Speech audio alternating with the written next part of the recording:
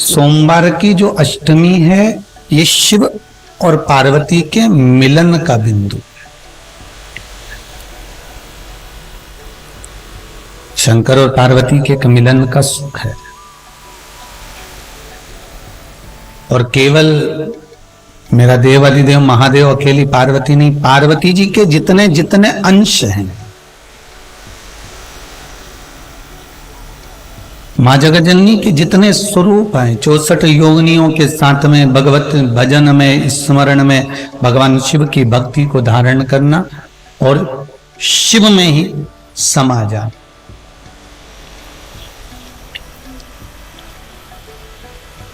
आस्था channel के माध्यम से, फेसबुक यूट्यूब के माध्यम से जितने श्रोता भाई बहन भगवान शिव की इस पावन कथा को सुन रहे हैं, उन सब से कहूंगा आज का मौका मत छोड़ना। 7 बेलपत्र, 1 लोटा पानी, 1 जल का पात्र, और उस 7 बेलपत्र में भी मध्य की बेलपत्र में बीच वाली पत्ती पर केसर का भाग घिस कर चंदन बनाकर उससे ओम लिखकर, और दोनों जो पत्तियां हैं उस पर गणेश जी, रिद्धि सिद्धि और माता पार्वती जी का, कार्तिकेय जी का स्मरण कर कर उस पत्ती पर केसर चंदन की बिंदी लगाकर बाबा देव अधिदेव महादेव को अशोक सुंदरी की जगह पर समर्पित करिए। और उसी में से 1 बेलपत्र वापिस बाबा से लेकर आइए कि मेरा यह कार्य है बाबा और आपको करना है। लाखों के दुखड़े जो तू हर गया डमरू वाले, फिर मेरे दुखड़ों को देखकर क्यों डर गया डमरू वाले। बाबा तेरे भरोसे पर यह कार्य किया, तुम्हें साधन। शिव से निवेदन कर कर 1 बेलपत्र बाबा की वापिस लेकर आए, उसको संजो कर रखे। आज सोमवार की अष्टमी है, बाबा देव अधिदेव महादेव से प्रार्थना करना, निवेदन करना। शंभो शरणे पड़ी मांगू घड़ी रे घड़ी, दुख कारू दया करी न दर्शन हो, दया करी न दर्शन। हे बाबा, इस जीवन के सारे दुखों को, सारे कष्टों को आप काट दीजिए और कृपा करिए कि आपका दर्शन, आपका दीदार, आपके स्वरूप का दर्शन मुझे हो, ये आप कृपा करिए। कहते हैं सोमवार की अष्टमी के दिन जो शिव महापुराण की कथा को श्रवण करता है और जो कामना कर कर कथा सुनता है, उसकी मनोकामना बाबा पूर्ण कर देता। ये सौभाग्य मिला है मां कामाख्या सेवा समिति को, ये सौभाग्य मिला है, इससे बढ़कर कोई सौभाग्य नहीं मिल सकता।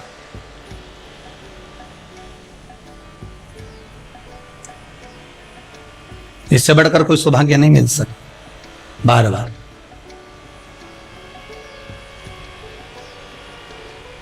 आज आपका मोबाइल पर कथा सुनना धन्य हो गया, मोबाइल सिद्ध हो गया 18,000 का, 20,000 का। आज उस पर भी 1 बेलपत्री चढ़ा देना, ये तेरी सिद्धता हो गई, आज तो सिद्ध हो गया हो। ये मोबाइल पर कथा सुनकर आज मेरी सिद्धता हो गई है, आज मैंने कथा का तत्व ग्रहण कर लिया, आज धन्यता आया। हम कई बार कहते हैं, अगर हो सके, कभी कभी होता है कि बहुत तकलीफ है और नहीं हो रहा काम, बहुत दिनों से लगे हो, नहीं हो रहा, हरा मूंग ले जाओ। मूंग के दाने तो रहते हैं घर में, केवल 31 मूंग के दाने लेकर जाइए, 31 चावल के दाने लेकर जाइए और 31 ही बेलपत्र लेकर जाइए। जिस दिन सोमवार की अष्टमी हो, कौन से दिन?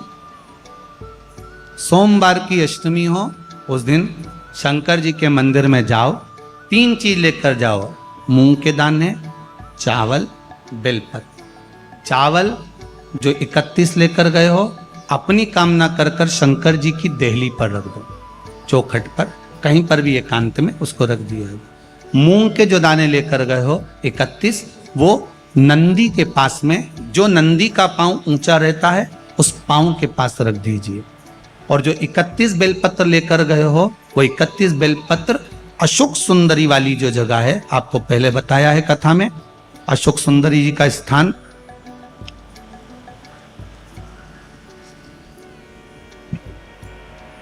ये शिवलिंग, ये जलाधारी जहां से पानी बहता है, उसके बीच में एक मोटी सी लाइन होती है जो शंकर भगवान की छोटी लड़की अशोक सुंदरी का स्थान है।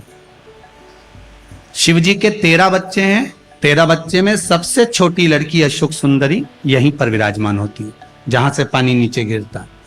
प्रत्येक शिवलिंग के सामने एक मोटी सी लाइन होगी, उस मोटी सी जो लाइन है अशोक सुंदरी, वहां पर जो 31 बेलपत्र लेकर गए हो, अपनी कामना कर कर पीला चंदन लाल चंदन लगाकर उस पर समर्पित करते जाओ। उसकी डंडी जहां से पानी बहता है उस ओर होना चाहिए। आप निवेदन कर कर देखो, एक सोमवार की अष्टमी पर कर कर देखना, दूसरी सोमवार की अष्टमी आएगी, अपने आप आपका काम हो गया होगा। बाबा से निवेदन तो करो, क्यों भटक रहे हो?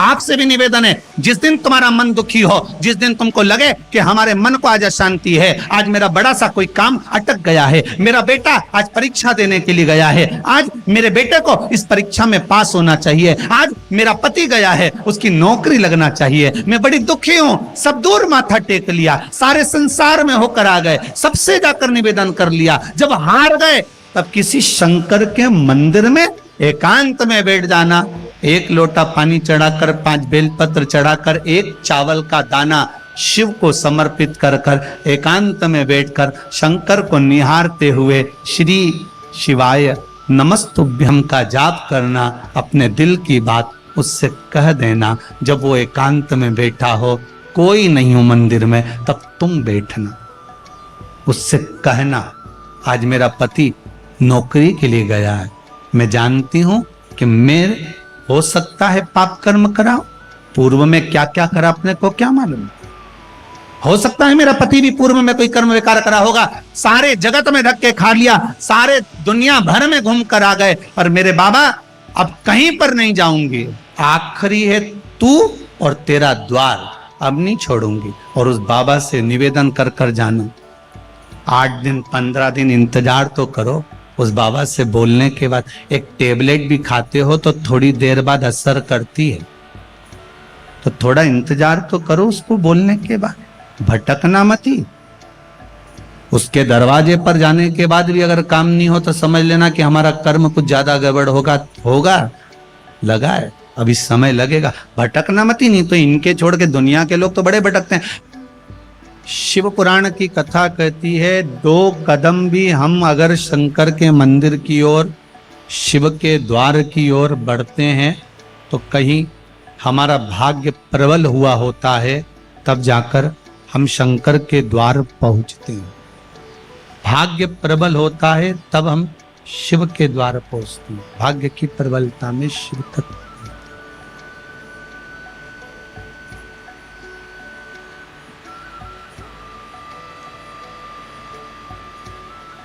लोग कहते हैं भगवान के मंदिर जाया करो,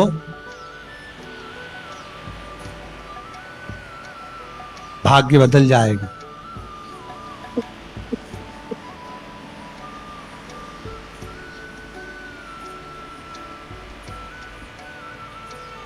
भगवान के मंदिर जाया करो, भाग्य बदल जाएगा।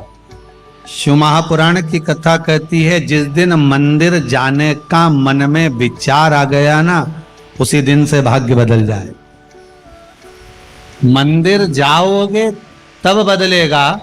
और शिव पुराण तो यह कहती है, जिस दिन मन में भाव आ गया कि मुझे शंकर की कथा में जाना है, मुझे मंदिर जाना है, मुझे देवाना जाना है, मुझे तीर्थ जाना है, मुझे शंकर के द्वार जाना है, उसी दिन भाग्य बदल जाए। बस मन में भाव आना चाहिए तो भाग्य बदल। गुरुजी, ये कथा तो हमको याद रहती नहीं है, सुनने का फायदा क्या है? हम कहते हैं 6 महीने पहले जो खाया, 6 महीने पहले जो खाया,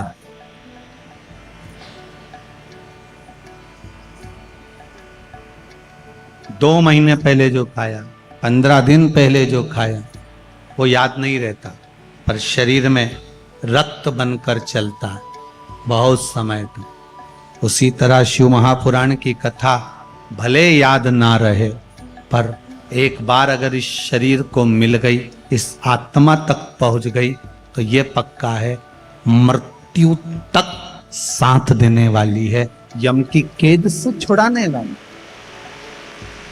मृत्यु तक साथ, अंतिम बिंदु तक। अगर मान लो किसी पति पत्नी का तलाक तक की नौबत हो गई और तलाक नहीं कराना है, आपस में वापिस प्रेम बढ़ जाए, छोरी वापिस घर में रहे, बेटा उसको रखे, बहू रहे, आपस में प्रेम बढ़े, वो भले मायके चली गई हो, वो भले लड़का छोड़कर चले गया हो, अकेली रह रही हो और चाहती है कि मैं पति के साथ रहना है, तलाक नहीं होना चाहिए, हम दोनों में प्रेम रहे, वो संभाले मेरे को भी और मैं भी आदर करूं, वो भी आदर करे। तो मेरा निवेदन है, कच्चा जो सूत होता है, कच्चा जो धागा होता है, एक धागा होता है पक्का धागा, एक धागा होता है कच्चा धागा। बहुत ध्यान दीजिएगा महाराज, पक्के धागे से नहीं लपेटना सफेद, कच्चा जो धागा पीपल में, बड़ में या आंवला आदि में जो हम लोग लपेटते हैं पूजन करते समय, वो कच्चा धागा। नंदी के ठीक पीछे बैठकर कोई साथ में आपका परिवार का कोई व्यक्ति चले जाए और हस्तकमल को, जिसको अपने परिवार में वापिस रहना है, उस स्त्री हो या पुरुष हो, दोनों में से कोई भी नंदी के पीछे बैठकर सोमवार की जिस दिन अष्टमी पड़े उस दिन नंदी के पीछे बैठकर हाथ को ऐसा बंद करना है, हाथ में एक बेलपत्री रखना है, सीधी सीधी बंद कर कर 7 बार उस हाथ पर कच्चा सूत लपेट देना है, उस सूत को वापस निकाल लेना है, बेलपत्री के साथ में, और बेलपत्री को तो अपने पास में रखना। सबसे पहले माता पार्वती का जो हस्त कमल ऐसा होता है शिव मंदिर में, उस हस्त कमल में वो सूत जो आपके हाथ से निकला है वो उसमें डाल देना है, माँ जगत जननी से प्रार्थना कर कर, और जो बेलपत्री आपने संबंध को जोड़ने के लिए अपने हाथ में ली है, वो शंकर भगवान के कटी भाग में, फिर निवेदन करूंगा, कटी भाग को समझ लीजिए। ये शिवलिंग रखा है, जहां पर शंकर भगवान का शिवलिंग, माता पार्वती जी के हस्त कमल पर जो शिवलिंग रखा है, ये भाग कटी भाग कहलाता है। इस जगह पर जहां शंकर और पार्वती का मिलन हुआ है, उस जगह पर उस बेलपत्री को रख देना। महाराज ज्यादा से ज्यादा 3-4 महीने लगते हैं, दोनों में वापस प्रेम बढ़ जाता है, दोनों एक हो जाते। तलाक तक बात चल भी रही हो तो तलाक समाप्त हो जाता, प्रेम, करुणा, आसक्ति, स्नेह बढ़ जाती। संबंध टूटने की कतार पर एक बार माता पार्वती को समर्पित तो करो अपना संबंध कि मां अब तुझे नहीं भान। माना मैंने अपशब्द कह दिया होगा, माना मेरी गलती होगी, थोड़ी गलती उनकी भी होगी, पर दोनों की गलती है मां, अब इस संबंध को तुझे निभाना। जब कच्चा सूत माता के हाथ में रखो तब माता को विनती करना, इस संबंध की डोरी अब तेरे को दे दूं। दीन बंधु दीनानाथ मेरी डोरी तेरी, अब ये डोरी मैंने तुमको दे दी है, अब ये संबंध आपको निभाना है, अब ये संबंध मेरा। तो मेरा बेटियों से निवेदन, कोई कह दे कि हमारी शादी 30 साल तक नहीं हुई, 35 साल तक नहीं हुई, 40 साल तक शादी नहीं हो रही, बेटा बेटी तुम्हारे, मैं उनसे निवेदन करूंगा, सोमवार की अष्टमी, जिस दिन सोमवार हो, अष्टमी तिथि हो, उस दिन अशोक सुंदरी वाली जगह पर अगर आप केवल हाथ का स्पर्श मात्र कर लो अशोक सुंदरी वाली जगह पर, और श्री शिवाय नमस्तुभ्यं का स्मरण कर लो, अशोक सुंदरी वाली जगह पर सोमवार की अष्टमी के दिन अगर आप शंकर भगवान के अशोक सुंदरी वाली जगह का मात्र स्पर्श कर लेते हो, ऐसा कोई व्यक्ति नहीं होता जिसका विवाह ना हो, विवाह होता ही निश्चित। अशोक सुंदर वाली जगह पर, अशोक सुंदरी वाली जगह का स्पर्श मात्र में अशोक। एक बात और अच्छे से याद रखिएगा, कहीं लग जाए आपकी जिंदगी में कि अब मेरा जीवन बहुत नरक सा निकल रहा है, बहुत कष्ट में निकल रहा है, ये बेलपत्री लेना, इस बेलपत्री के बीच वाले पत्ते पर पीला चंदन लगा लेंगे। कितना लगाना है? बीच वाला जो पत्ता है उस पर पीला चंदन। जब आपको लगे कि मेरा जीवन बहुत कष्टमय, अब ये रोग, अब ये कष्ट दूर ही नहीं हो रहा, अब ये आए दिन तकलीफ पर तकलीफ बढ़ती जा रही है, आए दिन रोग बीमारी, पैसा घर में बच नहीं रहा, बहुत कष्टमय जीवन है, इसमें लगाओ पीला चंदन बेलपत्री की बीज पत्ती पर। महाराज, और बीज पत्ती पर जब चंदन लग जाए, लगने के बाद में ये दोनों पत्ती पर लाल चंदन लगा लीजिए। इन दोनों पत्ती के बीच में जो डंडी का भाग होता है, आपको कहा था, आपको स्मरण में होगा शायद, हमने जब बेलपत्री की महत्वता बताई थी तो उस बेलपत्री की महत्वता में कहा था ब्रह्मा विष्णु महेश ये तीन हैं, बोला था। बीच में ये बड़ी पत्ती से लेकर जो दो पत्तियां होती हैं, इनके बीच में जो जगह बचती है, इसमें मां पार्वती के 64 योगनियां, मां पार्वती अपनी पूर्ण सिद्धि के साथ में जितनी भी देवी के स्वरूप हैं, वो माता 64 योगनियां देवी के स्वरूप में यहां पर विराजमान होती है। दो पत्ती के नीचे से जो डंडी होती है नीचे तक, ये पूरी डंडी में 33 कोटि देवी देवताओं विराजमान होते हैं इस पूरी डंडी के अंदर। तो ये बीच वाली पत्ती है, ये जो बीच वाली पत्ती का जो भाग होता है, इस पत्ती के भाग में शहद का प्रयोग कर कर, यहां पीला चंदन, लाल चंदन, लाल चंदन, शहद का प्रयोग कर कर, इसी तरह से पकड़कर ये बेलपत्री की जो डंडी है वो अशुक सुंदरी पर जब आप समर्पित करें तो जहां से जल बहता है उस ओर पर इस पत्ती को चढ़ाकर केवल आपके हृदय की बात कहकर देवाधिदेव महादेव से कोई भी शिव जी का मंत्र, पंचाक्षर नमः शिवाय, षडाक्षर ओम नमः शिवाय, श्री शिवाय नमस्तुभ्यम, या महामृत्युंजय मंत्र, जो शिव का मंत्र हो आपके पास में, उसको बोलते हुए देवाधिदेव महादेव को धीरे धीरे जल की धार चढ़ाना प्रारंभ करो। जल की धार जब पूर्ण होने लगे, उसमें थोड़ा जल बचे, तब अशोक सुंदरी पर जो तुमने बेलपत्र चढ़ाई है वहां उस जलधार को चढ़ाएं। ये प्रयोग आपको केवल सोमवार की अष्टमी पढ़ने पर ही करना है। कौन से दिन करेंगे? जम के बोलिए जरा। सोमवार की अष्टमी पढ़ने पर यह प्रयोग करें और जल चढ़ाकर बाबा से विनती कर कर उसी बेलपत्र को वापस उठाकर कहीं जलाशय में या किसी पेड़ के नीचे विसर्जन कर दें और एक लोटा जल वहां भी चढ़ा दें। बस निवेदन कर कर आ जाइए, मेरा बाबा 3 माह के अंदर हाथ जरूर पकड़ेगा और आपको दलदल से बाहर निकाल देगा। एक यही प्रयोग का एक फल आया, देखिए। दुनिया के कई लोग शंकर जी के मंदिर में गणेश जी को ढूंढते हैं, कई लोग कार्तिकेय को ढूंढते हैं, कई लोग माता जगदम्बा को ढूंढते हैं शंकर जी के मंदिर में। भैया, शिवलिंग का अगर दर्शन कर रहे हो, जैसे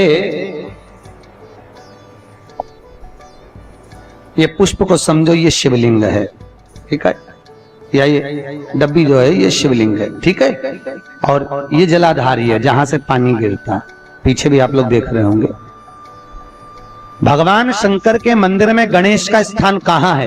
कहा जहां से पानी नीचे की ओर गिरता है, उस जलाधारी के सीधे हाथ पर गणेश जी बैठे हैं और उल्टे हाथ पर कार्तिकेय बैठे हैं।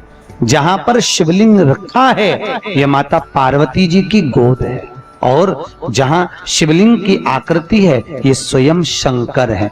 और उस शिवलिंग में एक जगह ऐसी है जहां पर शंकर भगवान की सबसे छोटी लड़की अशोक सुंदरी का निवास है। शिव जी की सबसे छोटी बेटी का नाम क्या है? अशोक सुंदरी। कहां? जहां से पानी नीचे गिरता है, चढ़ाने के बाद जहां पानी जाता है, पानी जाने वाले स्थान पर बीच में एक लाइन होती है, मोटी सी गहरी सी, वो अशोक सुंदरी है।